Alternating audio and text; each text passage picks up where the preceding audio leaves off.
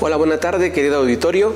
Como en cada transmisión, quiero agradecer a los socios fundadores de la firma MRCI, a la maestra Cecilia Pérez Cano, al doctor José Antonio Pérez Ramos, al doctor Francisco Marcos Campos Ambrosio.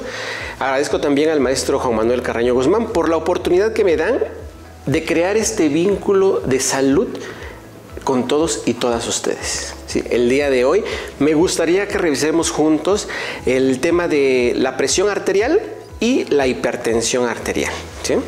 Para entender lo que es la hipertensión arterial, pues es importante conocer la definición de la presión arterial. La presión arterial es la fuerza que ejerce la sangre contra las paredes de las arterias cada vez que su magnífico corazón se contrae y bombea sangre hacia las arterias, y por lo tanto la sangre recorre el resto del cuerpo hasta llegar hasta la última célula. ¿Sí? La presión arterial se compone de dos cifras numéricas, una mayor que otra. Entonces, la presión arterial va a ser más alta cuando el corazón se contrae e impulsa la sangre hacia el resto del cuerpo. A esta presión se le va a llamar presión sistólica.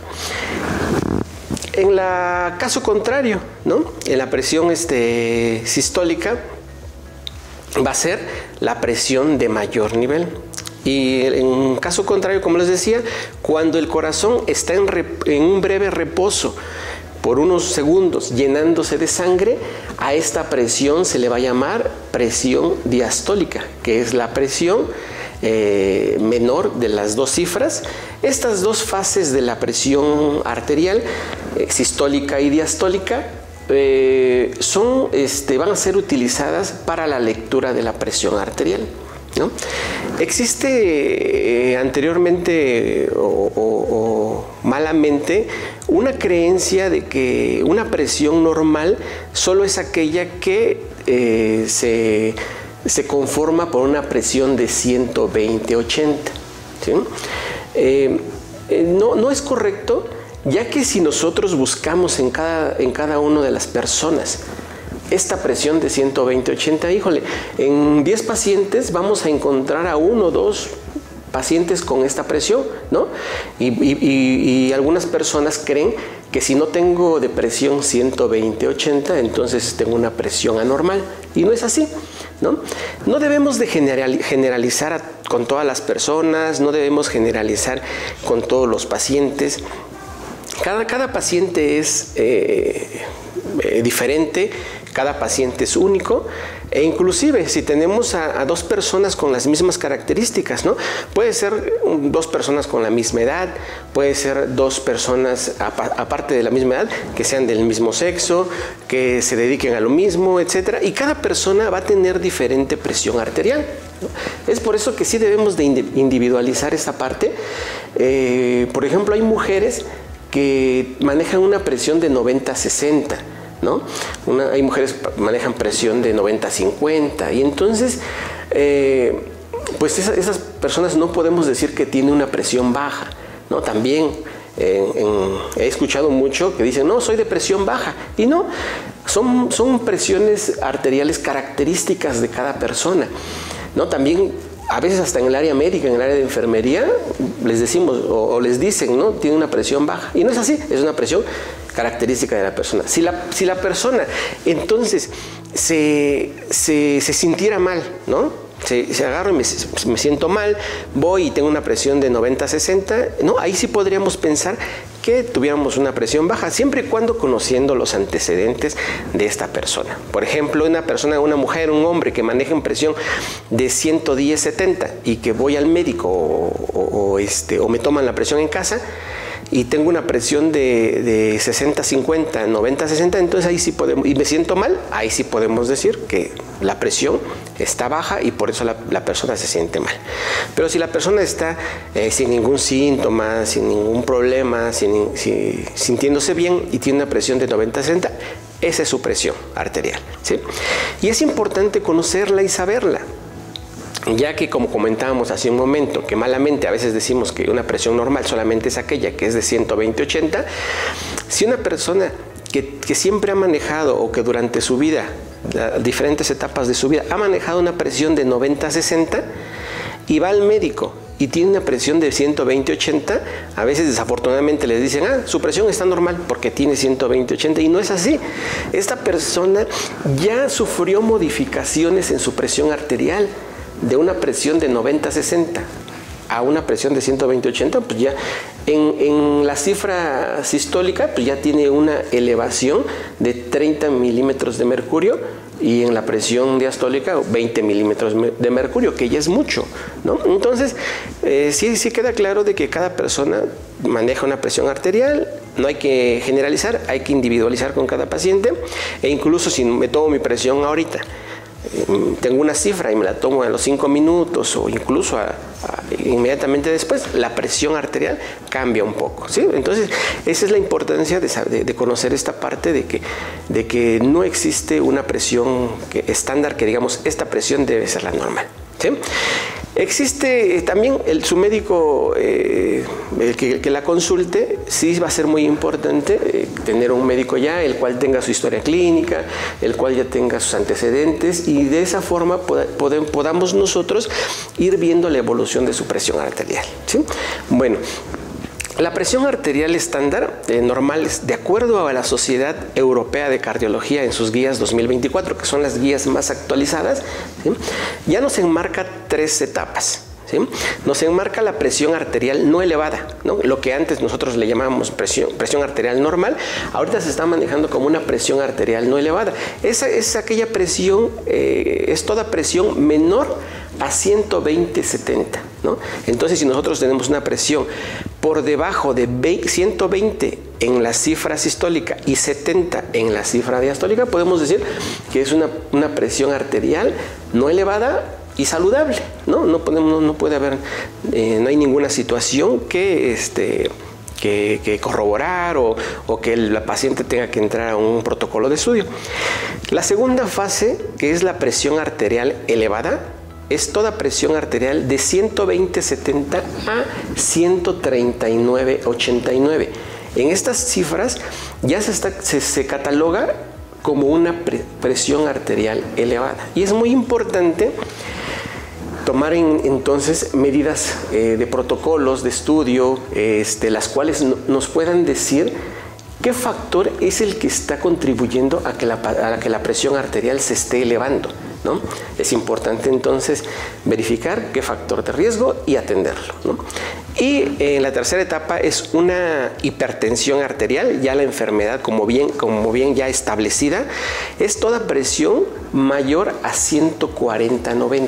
Entonces, toda presión arterial mayor a 140-90 ya se está estandarizando como una hipertensión arterial, y entonces el protocolo de estudio ya tiene que ser más puntual para ver que esta presión arterial sea sostenida. ¿Qué quiere decir? Y se lo digo se lo he dicho a todos ustedes, colaboradores, sí es importante, cuando nosotros tenemos alguna elevación de la presión arterial, estarnos monitorizando la presión arterial todos los días, ¿no? No es por mucho tiempo, ¿no? Porque también no es bueno estarse tomando la presión todos los días, estar con esa presión, ¿no? Esa angustia de estar monitorizando todos los días. Solamente va a ser por un máximo 10 días. Toda la presión por las mañanas, cuando estamos tranquilos, ¿sí? No es necesario o no es bueno el tomarse la presión cuando ya se nos hizo tarde, ya estamos nosotros un poco estresados, o cuando llegamos al trabajo corriendo, ¿no? Nos tomamos la presión en el hogar por las mañanas, 8 de la mañana, estando tranquilos, me tomo la presión, llevo un registro en una libreta, apunto la fecha, apunto la presión arterial, la hora en que la tomé, y también sería bueno tomar la presión por la tarde, ¿sí? A las 6 de la tarde, llegué del trabajo, estoy tranquilo en casa, me tomo la presión arterial, y entonces voy a llevar un registro durante 10 días. Este registro va a ser de suma importancia para que nuestro médico pueda entonces verificar si esta presión arterial muy elevada está sostenida, y entonces estemos ante un caso de una persona con hipertensión arterial, y entonces el médico entraría a un protocolo ya de un tratamiento con farmacológico. Ya su médico, de acuerdo a la edad, de acuerdo a la cifra de la presión arterial, ya le va a decidir qué medicamento es el indicado para usted, ¿sí? Entonces esas son las tres fases: presión arterial no elevada, presión arterial elevada o hipertensión arterial, ¿sale? Entonces sí es importante conocer las tres fases y saber cómo actuar en cada una de ellas. Es muy importante la toma de la presión arterial.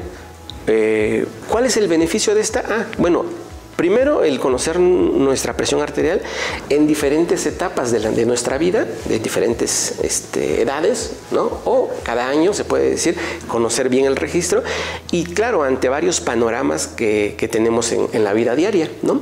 Los beneficios son principalmente, se va a utilizar para conocer nuestro bienestar cardiovascular. Sí, es importante conocer nuestro sistema cardiovascular, cómo se encuentra. El sistema cardiovascular se compone por los vasos sanguíneos, llámese arterias, llámese venas, el corazón y la sangre, ¿sí? ¿Y qué contribuye a la sangre? Bueno, también la sangre tiene en ocasiones algunas alteraciones, como por ejemplo tener en exceso partículas de colesterol, triglicéridos. Entonces es importante conocer en esta parte el bienestar cardiovascular. Podemos también identificar alteraciones en etapas tempranas, ¿no? Es de suma importancia conocer la presión arterial, como hace un momento vimos las etapas, ver si es una etapa inicial, una elevación de la presión arterial, pues tomar las medidas que corresponden. La otra es diagnosticar la hipertensión arterial, ¿no? Muchas personas no saben, no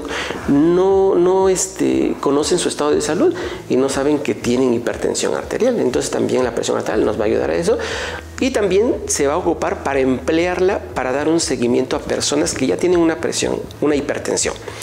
Hay veces que la persona sabe que tiene hipertensión, su médico le instala su tratamiento y no se vuelve a parar al médico. Únicamente lo que hace es comprar su medicamento cada mes, cada semana, y tomárselo, ¿no? No sabe si el medicamento le está controlando la presión arterial, no conoce si las cifras ya aumentaron, o incluso el medicamento puede estar bajando de más las cifras de la presión arterial. Entonces es importante continuar con un chequeo médico en el cual, en el caso de que la presión arterial esté elevada o muy elevada, pues el médico puede hacer un ajuste de la dosis o inclusive agregar un medicamento de más, o un medicamento que pueda contribuir a bajar la presión arterial. Y entonces la elevación de la presión arterial o la hipertensión, pues bien importante conocer que por lo regular no genera síntomas, ¿no? No nos va a dar, o si genera síntomas, son muy leves.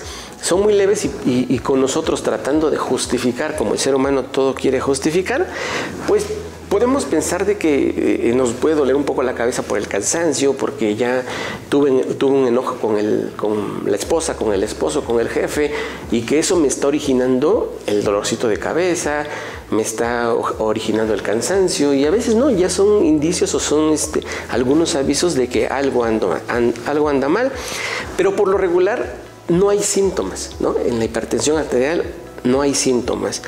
Por ello, esta enfermedad o la hipertensión arterial está incluida entre las enfermedades llamadas asesinos silenciosos. ¿Por qué? Porque en el 70% de las ocasiones el paciente se entera de que tiene una hipertensión arterial una vez de que ya los síntomas son muy agresivos y que tuvo que ir al hospital, se tuvo que hospitalizar. Y es cuando a veces, desgraciadamente, se entera, ¿no? ¿Y por qué el asesino silencioso? Porque la hipertensión arterial, algunas complicaciones, que tiene nos va a llevar a la muerte, desgraciadamente, ¿no?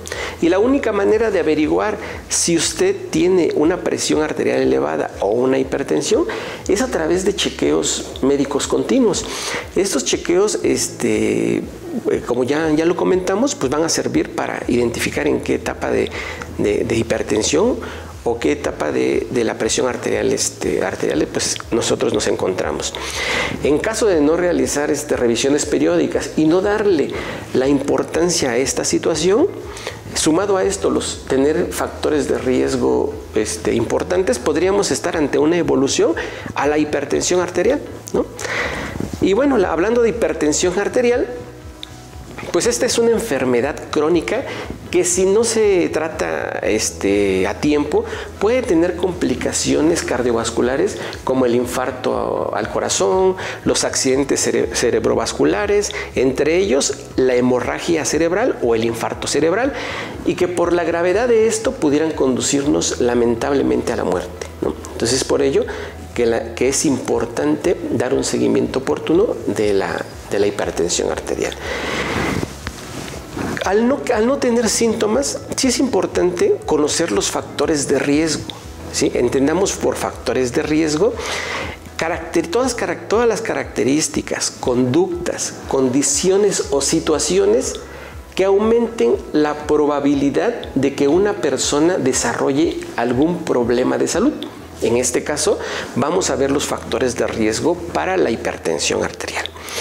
Por lo cual, los dividí en factores de riesgo modificables y factores de riesgo no modificables.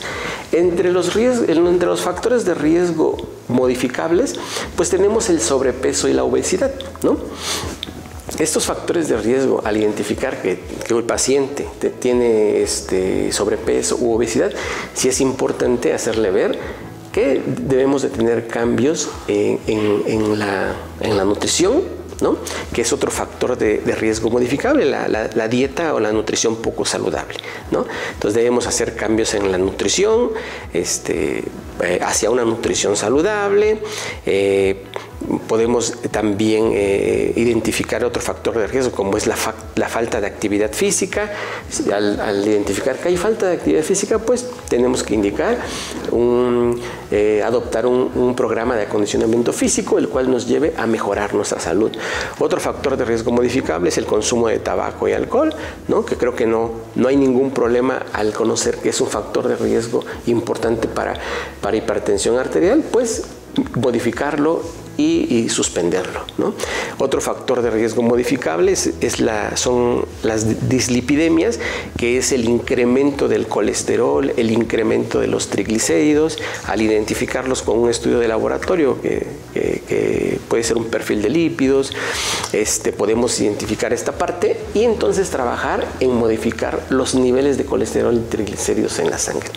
Otro factor de riesgo modificable puede ser el estrés, ¿no? El estrés también, hay situaciones que nos llevan al estrés y entonces hacerle ver al paciente, en caso necesario, se va a derivar hacia otra área, que es el área de psicología, para tratar de fortalecer esa parte del control del estrés y no nos esté afectando en eso. ¿Por qué? Porque el estrés va a liberar, al haber estrés va a haber una liberación de hormonas, entre ellas la adrenalina, lo cual va a hacer que la presión arterial se eleve.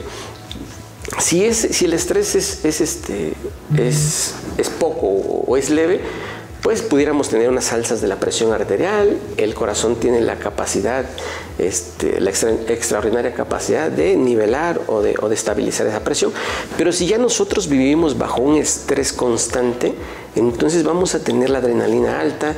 La adrenalina es una hormona la cual se va a liberar cuando entramos en un estado de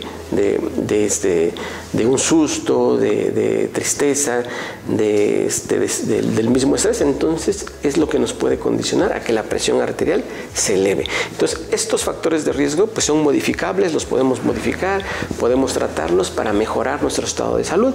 Caso contrario, los factores de riesgo no modificables, como son los antecedentes familiares de hipertensión, ¿no?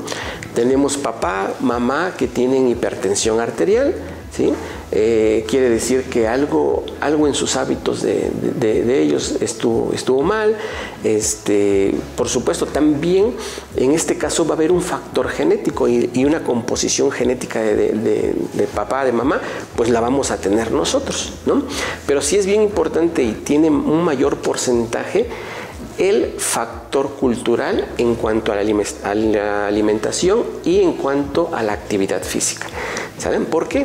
Porque nosotros estuvimos adheridos o estuvimos viviendo con esos factores de riesgo durante aproximadamente 20 o 30 años, ¿no? Viviendo en casa, teniendo hábitos nutricionales igual que nuestros padres, hábitos probablemente físicos igual que ellos. Entonces es una marcada situación la cual estos factores familiares nos pueden llevar también a una hipertensión arterial. ¿Sale? Otro factor de riesgo no modificables pues es la edad. No es lo mismo una persona de 40 años, no es el mismo riesgo que tiene una persona de 40 años a una persona que tiene 20 años, por ejemplo, ¿no? Los factores o la probabilidad de que se presente la hipertensión arterial pues es más grande conforme va avanzando la edad, y no se diga por arriba de los 65 años, ¿no? Que es la edad en la que hay más casos de hipertensión. Entonces al rebasar esta edad pues ya es muy probable que tengamos o más probable que podamos desarrollar la hipertensión arterial y pues esta situación no se puede modificar, ¿no? Otro factor de riesgo no modificable es padecer alguna enfermedad subyacente como la diabetes o como la enfermedad renal crónica, ¿no? Son enfermedades que están muy relacionadas también a la aparición o que contribuyen a la aparición de la hipertensión arterial, ¿no? Entonces estos son los dos grupos de factores de riesgo, los modificables y los no modificables. Y al conocer los factores de riesgo y al conocer que los síntomas no son muy recurrentes en esta enfermedad, pues quisiera decirles que, por ejemplo, darles un dato de acuerdo a la morbilidad y a la mortalidad. Por ejemplo, en México existen más de 30 millones de personas que padecen hipertensión arterial, ¿no? Lo que representa aproximadamente el 49% de la población adulta, ¿no? Entonces, ¿qué quiere decir? Que casi la mitad de la población adulta padece de hipertensión arterial.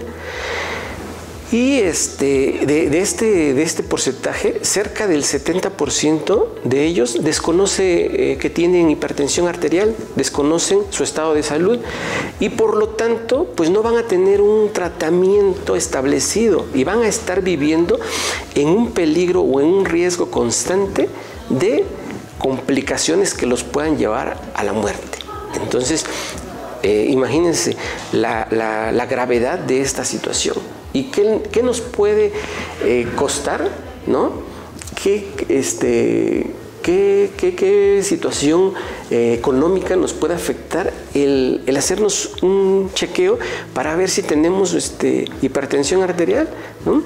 Inclusive podemos nosotros tener un baumanómetro en casa y podemos entonces tener un mejor registro de la presión arterial nuestra y de nuestra familia, ¿no? Y en México se estima que esta enfermedad causa cerca de 50,000 muertes al año. La hipertensión está catalogada así como una de las enfermedades más comunes y como una de las enfermedades que ocasiona más muertes en nuestro país, ¿no? Entonces, de ahí la importancia de conocerla y conocer cómo prevenirla o tratarla. Entonces, al haber el 70% de las personas que no conocen su estado de salud, entonces es del 50 al 70% de los adultos que la presentan. Apenas uno de cada 5 adultos hipertensos van a tener controlada la presión arterial, ¿sí? Esto nos habla también de un mal seguimiento por parte de los pacientes, pero también de un mal seguimiento por el área médica, ¿no? Me ha tocado ver, me ha tocado conocer, me ha tocado platicar con pacientes con hipertensión y algunos de ellos, desde que, como les comentaba hace un momento, desde que tienen su diagnóstico de hipertensión, jamás van al médico. De ahí, los que van cada mes, y no sé si usted me puede dar un mejor dato, llegan al médico, les dicen, ¿por qué viene?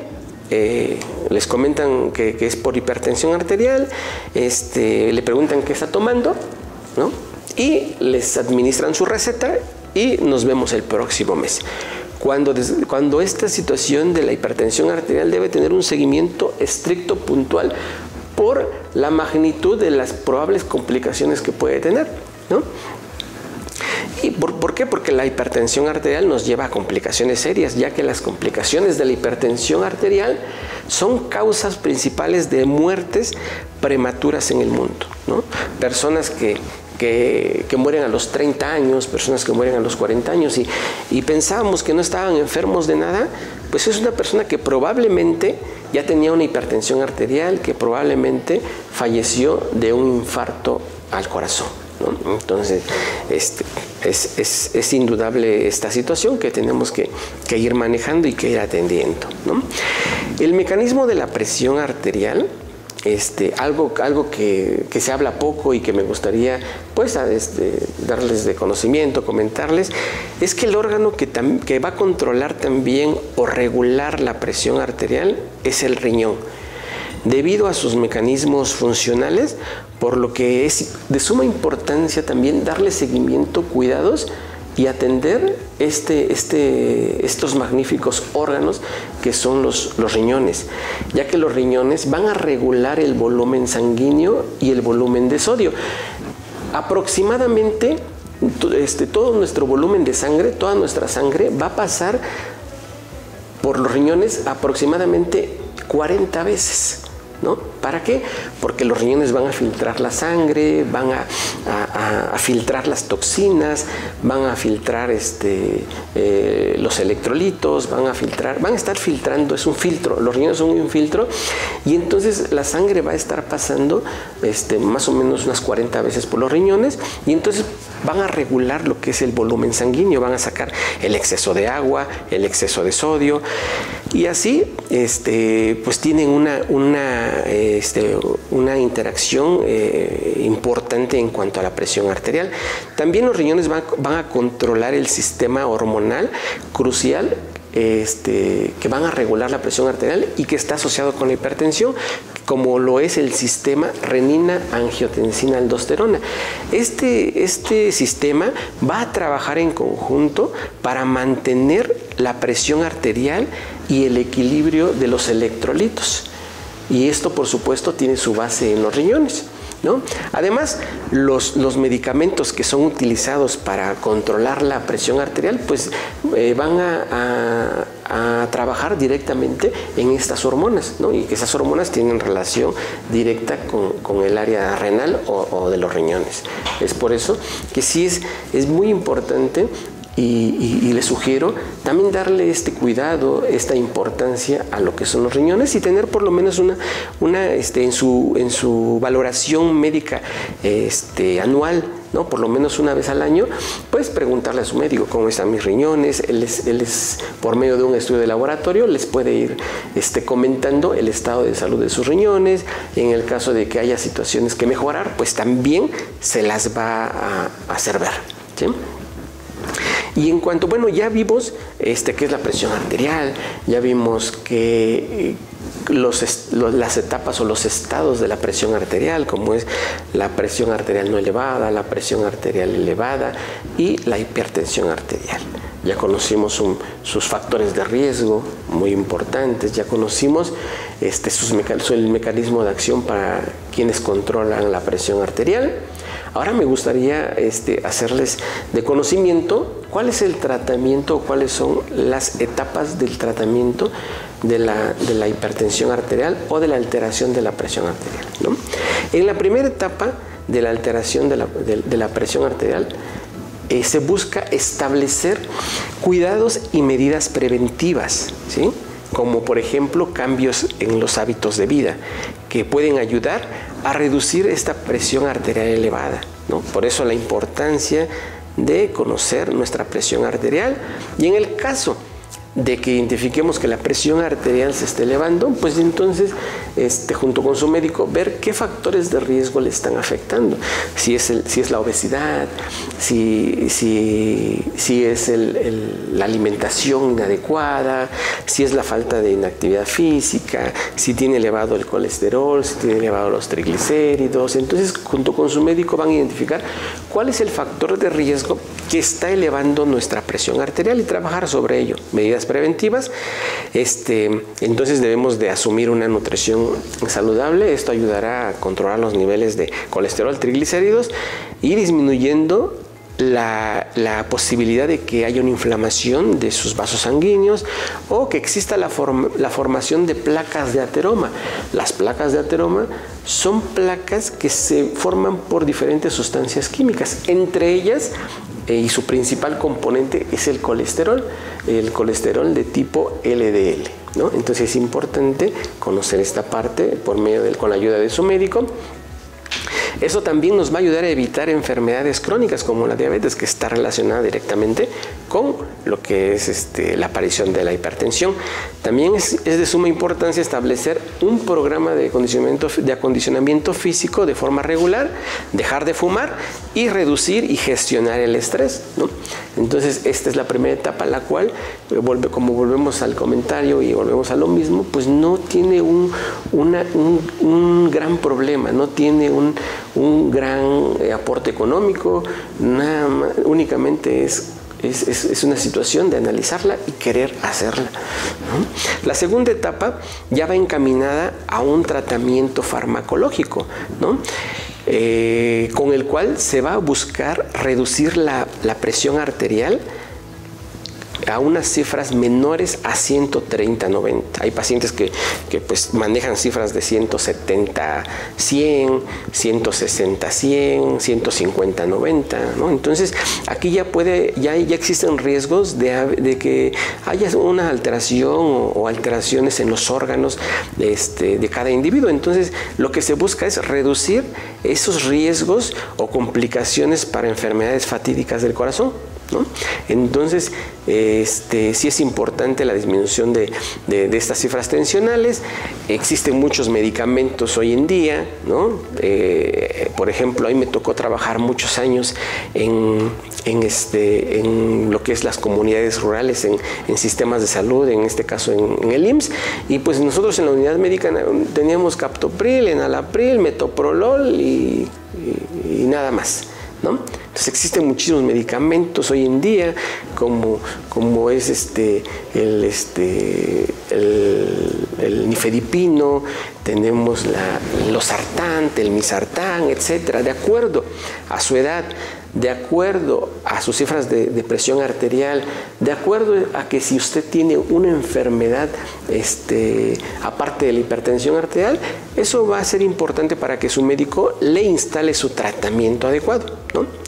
No es lo mismo el tratamiento que utiliza su esposo, no es el mismo medicamento que utiliza su hermana, su hermano, su papá, su mamá, el que debe utilizar usted. Por eso es que volvemos a lo mismo, que cada persona tiene necesidades o características diferentes que lo hacen único y que tenemos que saber, conocer y tratar, ¿no? Entonces es importante no tomar el mismo medicamento que toma alguno de sus familiares, ¿no? Con la ayuda de su médico se va a encontrar el medicamento ideal para usted, ¿no?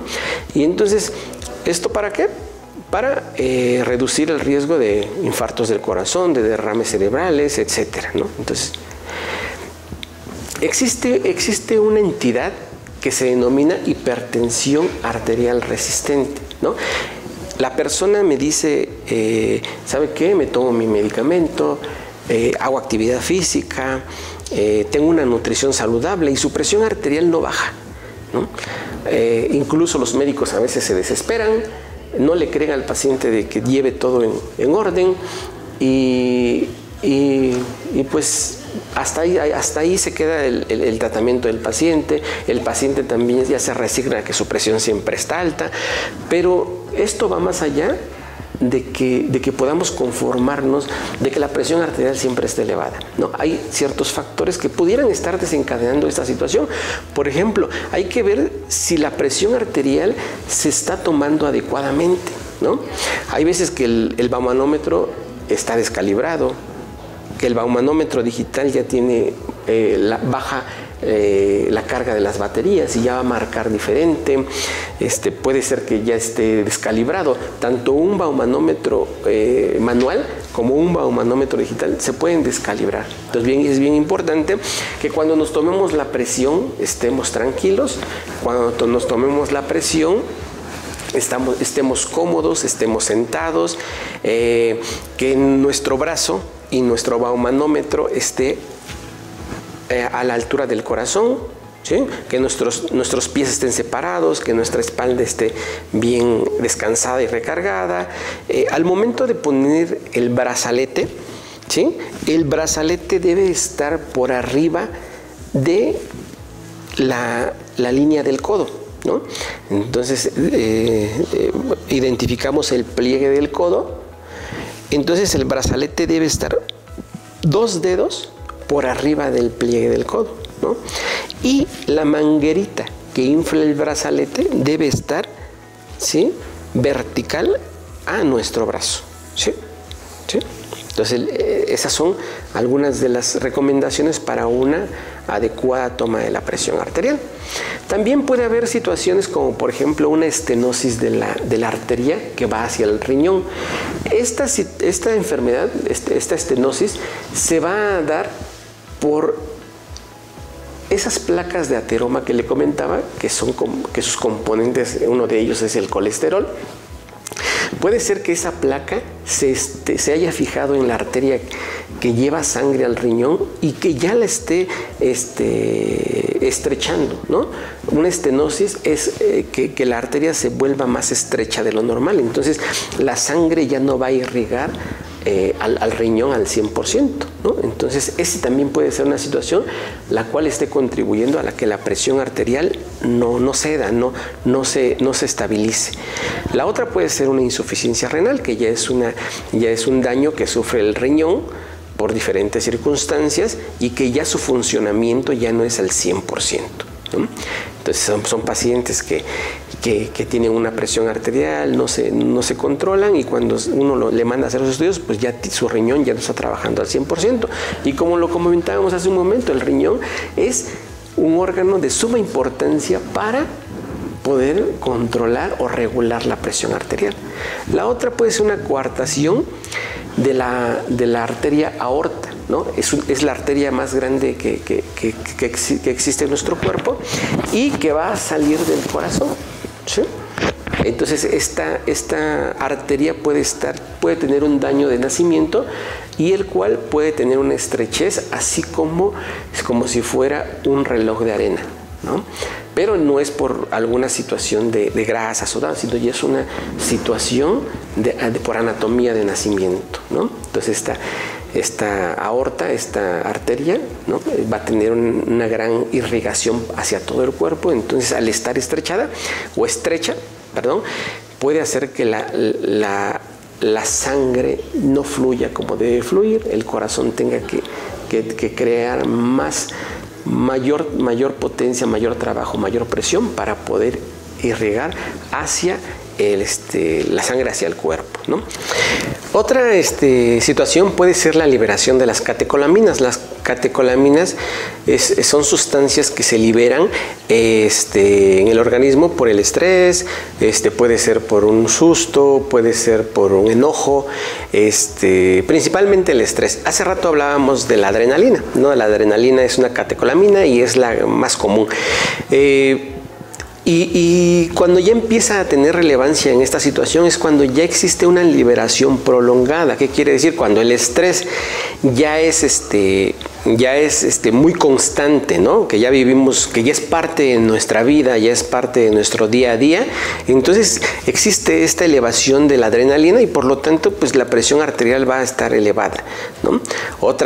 Hay personas que emocionalmente son muy dadas a estar enojadas, a vivir con esa parte de que nada les parece, que que todo está mal. Entonces son personas que ahí tienen una liberación prolongada de adrenalina. Entonces vivimos con esa parte, la presión arterial se eleva, aunque tomemos nuestro medicamento, tengamos nuestra actividad física, nuestra nutrición saludable, vamos a tener ese detalle, ¿no?